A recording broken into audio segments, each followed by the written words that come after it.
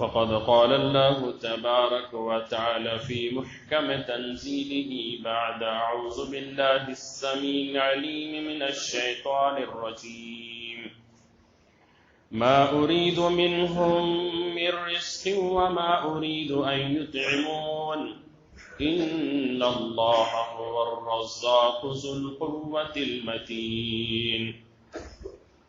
رب اشرح لي صدري ويسر لي أمري واحلل عقدة من لساني يفقهوا قولي ربي زدني علما۔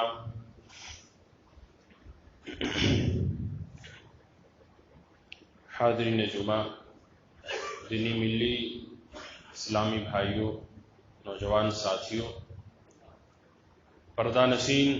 خواتین اسلام، تمام تعریفات، بڑائی، بزرگی بیان کرنا اللہ وحدہ لا شریک کے لیے لائق اور سزاوار ہے، جنہوں نے ہم سب کو اشرف المخلوقات بنایا اور اپنے پیارے نبی کے امتی بننے کا موقع عنایت فرمایا۔ بعدہ درود و سلام و آخری نبی سید الانبیاء والمرسلین آمنہ کے لال احمد مصطفیٰ محمد مصطفیٰ صلی اللہ علیہ وسلم پر اللہم صلی وسلم وبارک علیہ۔ حاضرین جمعہ، آج کے اس خطبہ میں میرا موضوع ہے رزق میں برکت کے اسباب۔ دوسرے الفاظ میں کہہ سکتے ہیں کہ رزق کی کنجیاں۔ رزق جس کو ہم اور آپ بولتے ہیں اور جو سمجھتے ہیں، شریعت اسلامیہ میں رزق کا معنی اور اس کا مفہوم الگ ہے، کیونکہ شریعت اسلامیہ میں رزق کا جو مفہوم اور معنی ہے وہ عام ہے، یعنی ہر نوازش، ہر انعام، ہر عطا اور جو کچھ بھی انسان کو سکون اور راحت پہنچانے والی چیزیں ہیں وہ سب کے سب رزق میں آتا ہے۔ مثلا کسی کو اگر علم حاصل ہوا یہ بھی ایک رزق ہے، کسی کو مصیبت سے نجات مل گئی یہ بھی ایک رزق ہے، کسی کو جسمانی سکون مل گیا کسی اعتبار سے یہ بھی رزق ہے شریعت اسلامیہ میں۔ لیکن عرف عام بول چال میں رزق کہتے ہیں مال و دولت کو، کھانے پینے کی چیز کو، اور اسی طرح سے انسان کی زندگی گزارنے کے لیے جن چیزوں کی ضرورت پڑتی ہے، جو اشیاء، جو چیزیں ہیں، ان چیزوں کو رزق یا روزی کہہ سکتے ہیں۔ اور ہمارا اس خطبہ جمعہ میں اسی موضوع کے تعلق سے، یعنی جو ہم اور آپ سمجھتے ہیں جس رزق کو، اسی رزق کے تعلق سے باتیں کریں گے کتاب و سنت کی روشنی میں۔ رزق میں برکت کے اسباب، یہ موضوع ہے۔ آج کے اس دور میں اکثر لوگ یہ شکایت کرتے ہوئے نظر آتے ہیں کہ ہمارے رزق میں برکت نہیں ہے، ہم روزی یا رزق حاصل کرنے کے لیے محنتیں کرتے ہیں، مشقتیں اٹھاتے ہیں، دن رات جد و جہد کرتے ہیں اور اپنی ساری توانائیاں کھپا دیتے ہیں، اس کے باوجود بھی ہمارے رزق میں برکت نہیں ہوتی ہے، اس کے باوجود بھی ہمارے خرچے پورے نہیں ہوتے ہیں، الٹا ہر ماہ قرضہ ہمارے اوپر چڑھ جاتا ہے۔ آخر وجہ کیا ہے؟ اس صورتحال کو سامنے رکھتے ہوئے یہ سوال پیدا ہوتا ہے کہ آخر وہ کون سے اسباب ہیں، وہ کون سے طریقے ہیں، وہ کون سے راستے ہیں جس کو اختیار کرنے کے بعد ہمارے روزی میں یا ہمارے رزق میں برکت آ سکتی ہے، ہمارے خرچے پورے ہو سکتے ہیں، اور معاشی طور پر جو ہم پریشان حال ہیں اس پریشانیوں سے ہمیں نجات مل سکتی ہے۔ یہ سوال کھڑا ہوتا ہے۔ تو اس سوال کا جواب دینے سے پہلے یا اس کا حل کرنے سے پہلے رزق کے تعلق سے کچھ بنیادی باتیں میں آپ کے سامنے بتا دوں تاکہ اس موضوع کو سمجھنے میں آسانی ہو اور وہ طریقہ اپنانے میں بھی ہمارے لیے سود مند ثابت ہو۔ سب سے پہلی بات جو بنیادی بات ہے وہ یہ ہے کہ ہمیں اس بات پر مکمل یقین اور ایمان ہونا چاہیے کہ روزی دینے والا صرف اور صرف اللہ رب العالمین ہے، وہی رازق ہے، اس کے علاوہ دوسرا کوئی شخص یا کوئی ذات ایسی نہیں ہے جو روزی دینے کے قابل ہو یا اس کے اختیار میں روزی یا رزق دینے کی کچھ اللہ رب العالمین نے رکھا۔ اللہ رب العالمین سورہ زاریات سورہ نمبر 50 پر 1 کی آیت نمبر 50 پر 7 اور 8 کے اندر فرماتا ہے، ما اريد منهم من رزق وما اريد ان يطعمون، کہ میں نہ ہی تو ان لوگوں سے روزی چاہتا ہوں اور نہ ہی میں ان لوگوں سے یہ چاہتا ہوں کہ یہ مجھے کھانا کھلائے۔ ان اللہ هو الرزاق ذو القوة المتین، بے شک اللہ رب العالمین روزی دینے والا ہے اور مضبوط طاقت اور قوت والا ہے۔ اللہ رب العالمین کسی انسان کسی بھی شخص سے روزی کا مطالبہ نہیں کرتا ہے، بلکہ وہ خود روزیاں تقسیم کرتا ہے اور دیتا ہے، اور صرف انسانوں کو ہی روزی نہیں دیتا ہے بلکہ دنیا میں جتنے مخلوقات ہیں، جتنے جانور، چرند پرند درند، جتنے سب کچھ ہیں، سب کو روزی دینے والا صرف اور صرف اکیلے اللہ رب العالمین ہے۔ وہ سورہ ہود کی آیت نمبر 6 کے اندر اللہ رب العالمین فرماتا ہے، وَمَا مِن دَابَّةٍ فِي الْأَرْضِ إِلَّا عَلَى اللَّهِ رِزْقُهَا، کہ زمین میں جتنے بھی چوپائے ہیں، جتنے بھی جانور ہیں، ان تمام چوپائے اور جانور کہ روزی اللہ رب العالمین کے ذمے میں اللہ رب العالمین دیتا ہے۔ زمین کے اوپر جو انسان اور جنات ہیں، جانور کی شکل میں جو بڑے بڑے جانور، گائے، بیل، اونٹ اور اسی طرح سے ہاتھی وغیرہ ہے، درندوں میں شیر، چیتا وغیرہ ہے، اسی طرح سے اور بھی کچھ جانور ہیں جو رینگنے والے ہیں، پیٹ کے بل چلنے والے ہیں، کیڑے مکوڑے، سانپ، بچھو وغیرہ ہے، اسی طرح سے اڑنے والے جو پرندے ہیں وہ ہزاروں کی تعداد میں ہیں، کچھ ایسے جانور اور ایسے جیو بھی ہیں جو ہوا اور فضا میں رہتے ہیں، کچھ ایسے جانور بھی رہتے ہیں جو زمین کھدائی کے وقت وہ کیڑے مکوڑے ملتے ہیں جانور ہیں، کچھ ایسے جاندار ہیں جو سمندر کی گہرائیوں میں رہتے ہیں مچھلیوں کی صورت میں، اور دیگر کئی قسم کے جانور ہیں جس کا اندازہ بھی ہمیں نہیں ہے۔ ان تمام قسم کے جانوروں کو روزی جس کو جتنا چاہیے اور جیسی روزی چاہیے اور جب چاہیے اللہ رب العالمین بغیر مانگے ہوئے دیتا ہے،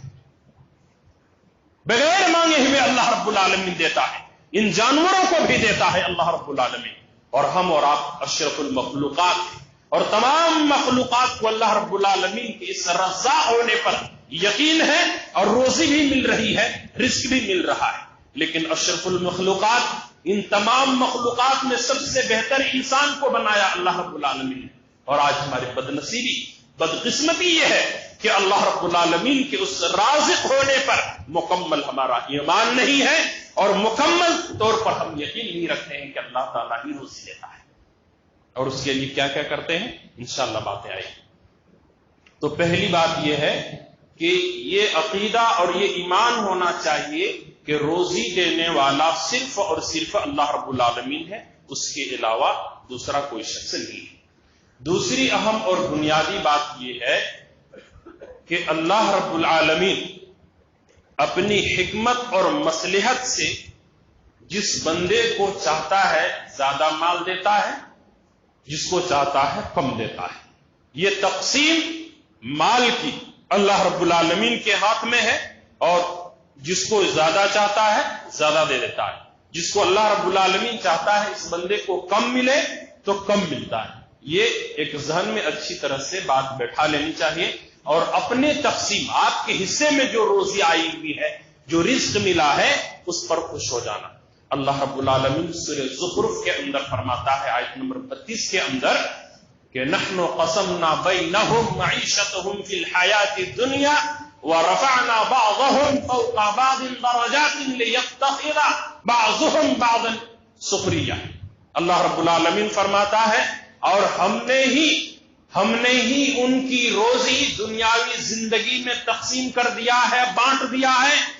اور بعض کو بعض پر درجے کے اعتبار سے بلند اور فوقیت دے دی ہے۔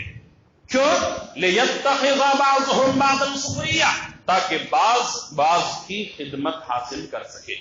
اللہ رب العالمین نے اگر کسی کو مالدار بنایا، کسی کو غریب، کسی کو زیادہ دیا ہے، کسی کو کم دیا ہے، تو اس کی وجہ اور اس کا سبب بھی اس آیت کریمہ کے اندر بیان کر دیا ہے۔ وہ کیا ہے؟ پہلی بات تو کہ میں نے یہ تقسیم دنیاوی زندگی میں نے کیا ہے۔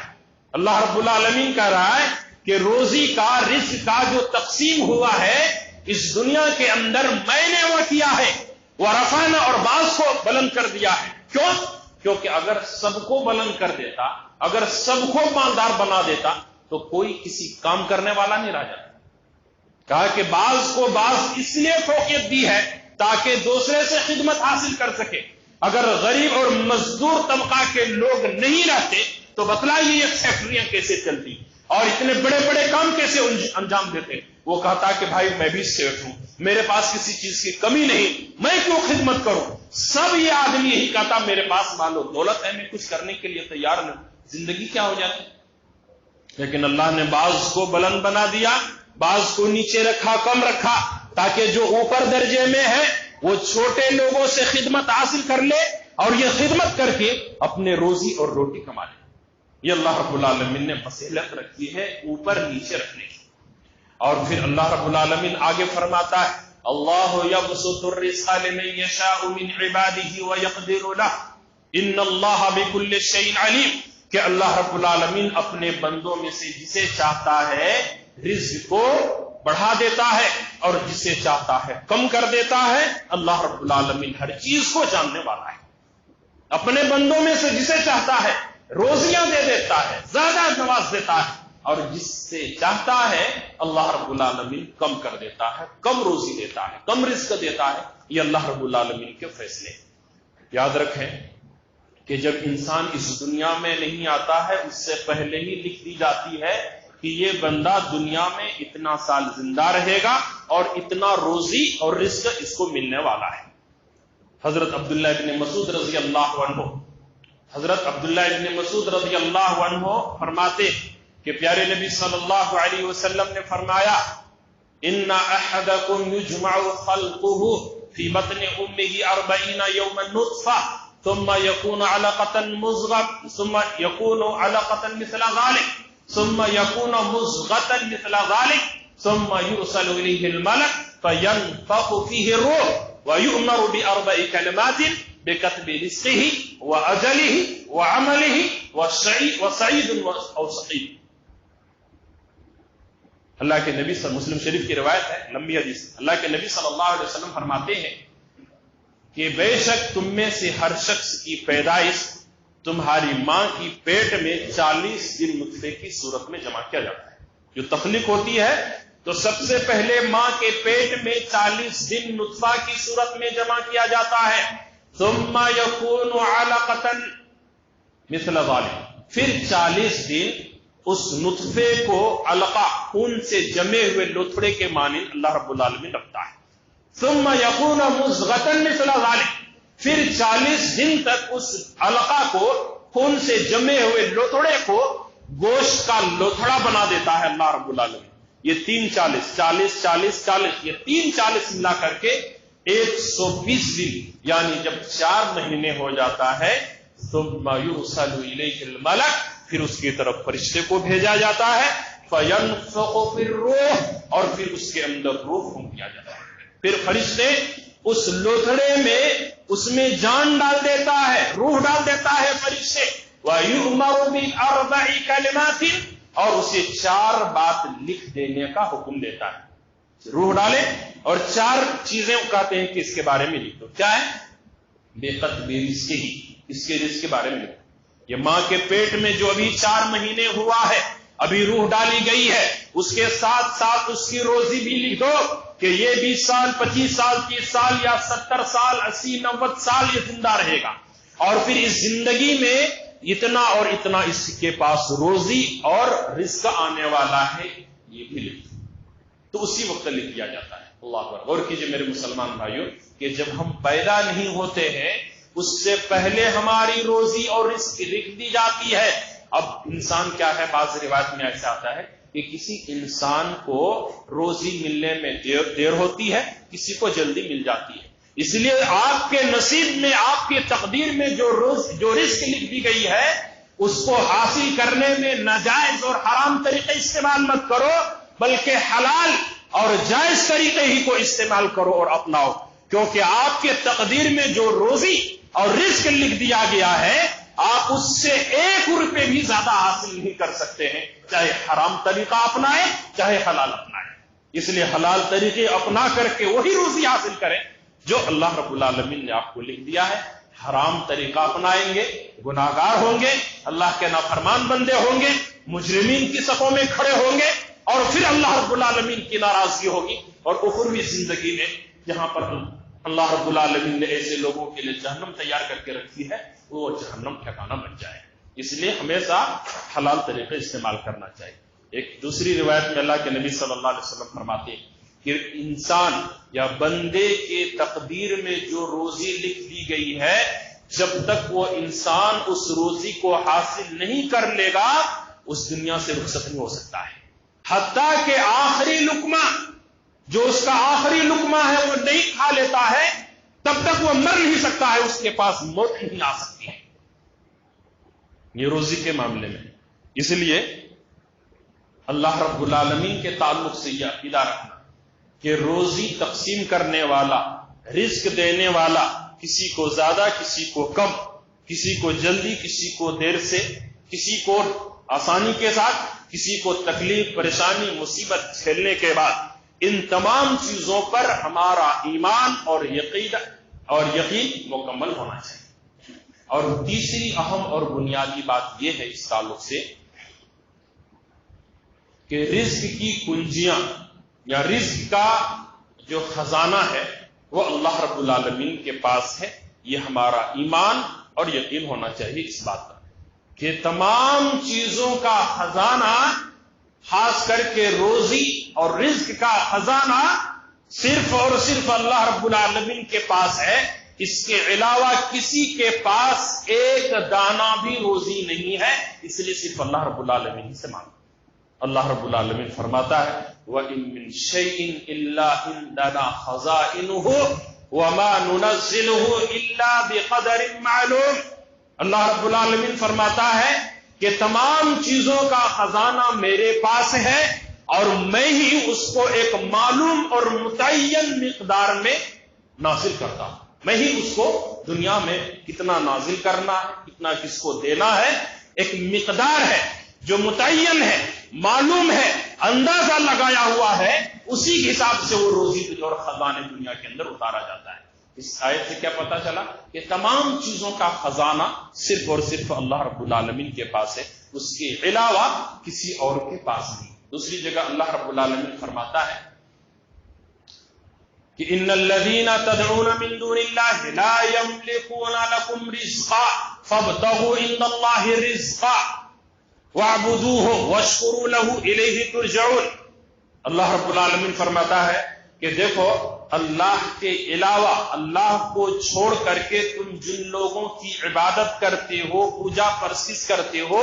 لا یملکون لکم رزقا، وہ تمہارے رزق کے مالک نہیں ہے۔ فابتغوا عند اللہ رزقا، تو تم اللہ کے پاس روزی تلاش کرو، واعبدوہ، اور اسی کی عبادت کرو، واشکروا لہ، اور اسی کا شکریہ ادا کرو، الیہ ترجعون، تم سب کے سب اسی کی طرف لوٹائے جاؤ۔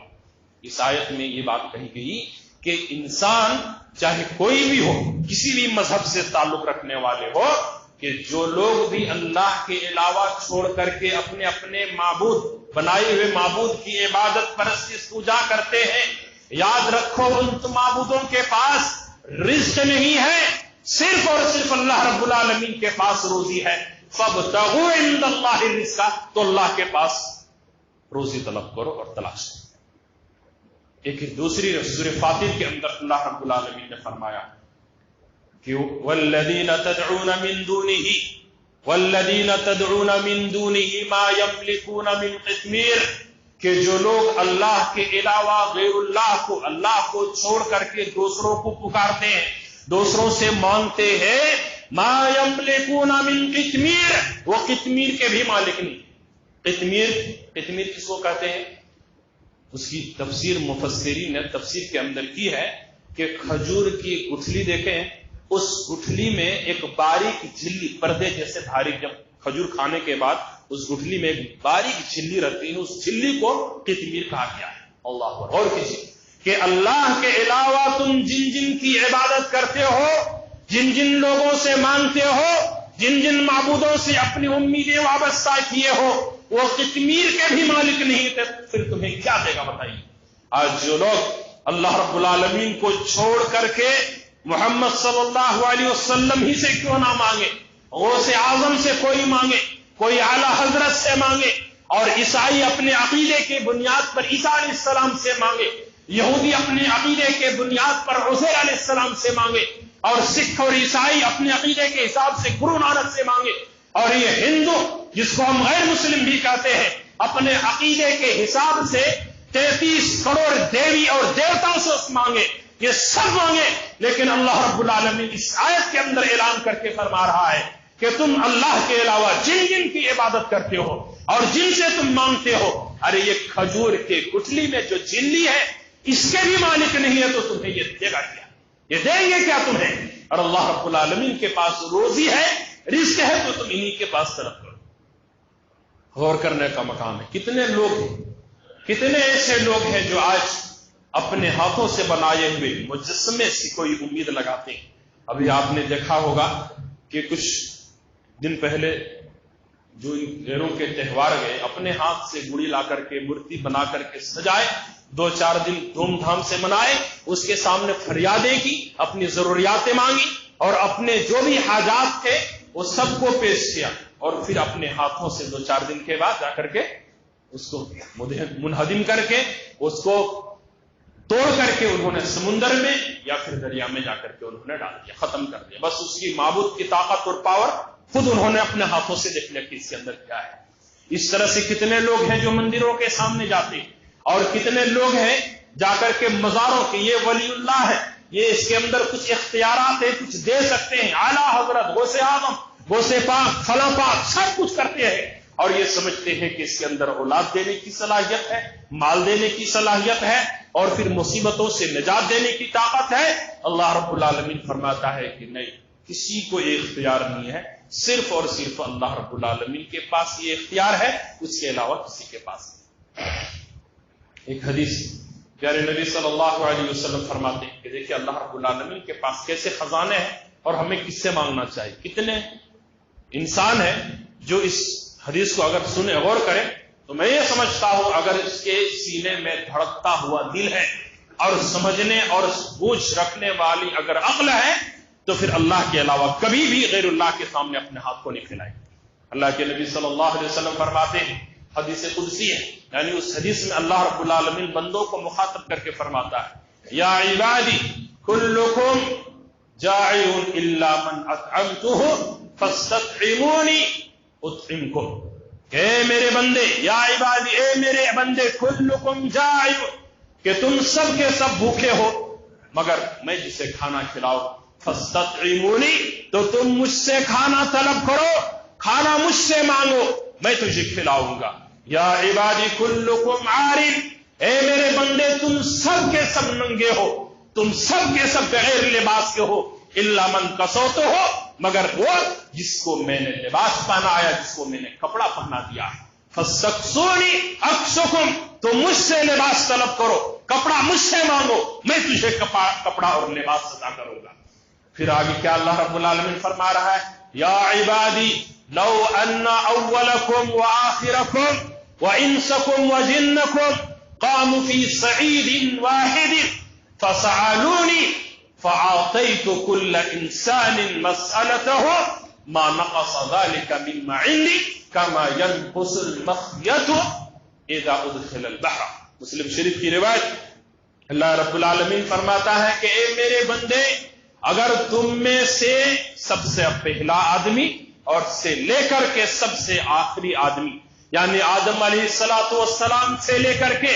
قیامت کی صبح تک پیدا ہونے والا آخری شخص، یہ سب کے سب، وَإِنسَكُمْ وَجِنَّكُمْ، اور تمام کے تمام انسان اور سب کے سب جنات اگر کسی ایک میدان میں اکٹھا ہو جائے، کھڑے ہو جائے،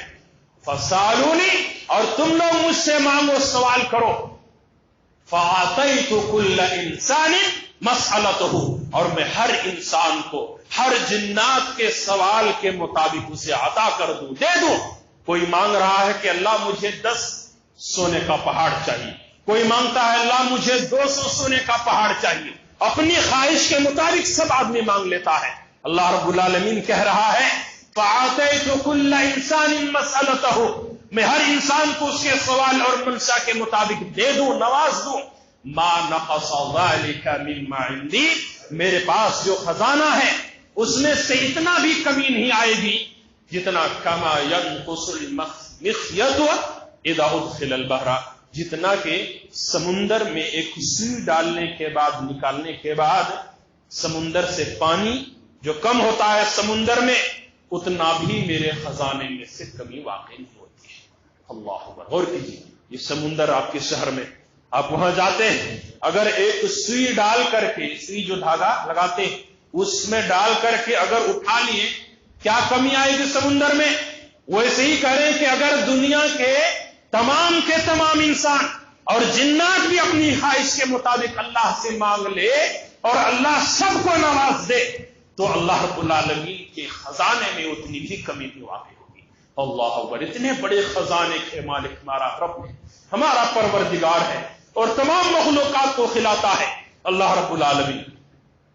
اور ایسی عظیم ذات، ایسی عظیم ہستی کو چھوڑ کر کے آج انسان اتنا نادان اور اتنا بیوقوف بنا ہوا ہے کہ کوئی مردوں سے اپنا واسطہ لگائے ہوا ہے، کوئی انسان مٹی اور پتھر کے مورتیوں سے مانگ رہا ہے، کوئی انسان چوروں اور ڈاکوؤں سے اپنی امیدیں لگائے ہوا ہے، کوئی انسان روزی کے لیے نہ جانے کیسے کیسے حرام طریقے اپنا رہا ہے، اور وہ رب پوچھ رہا ہے، ہم سے کہہ رہا ہے وَقَالَ رَبُّكُمُ ادْعُونِي أَسْتَجِبْ لَكُمْ، وہ رب کہہ رہا ہے کہ تم مجھ سے مانگو، مجھے پکارو، میں تمہاری دعا قبول کرنے کے لیے تیار ہوں۔ ارے تم مجھ سے مانگ کے تو دیکھو، میں تمہارے شہر سے بھی زیادہ قریب ہوں، میں تم سارے بالکل قریب ہو، تم مجھ سے مانگو، میں تجھے عطا کرتا ہوں۔ آج مسجد میں جتنے لوگ آئے ہیں، کیا اللہ رب العالمین نے روزی سے منع کیا ہے کسی کو؟ خالی پیٹ، بھوکے پیٹ آئے ہوئے روزانہ بھوکے کی حالت میں گزرتی ہے، ارے سب کو روزی دیتا ہے اللہ رب العالمین، اور دے رہا ہے بھی اللہ رب العالمین، لیکن فرق یہ ہے کہ ہمیں احساس نہیں ہے،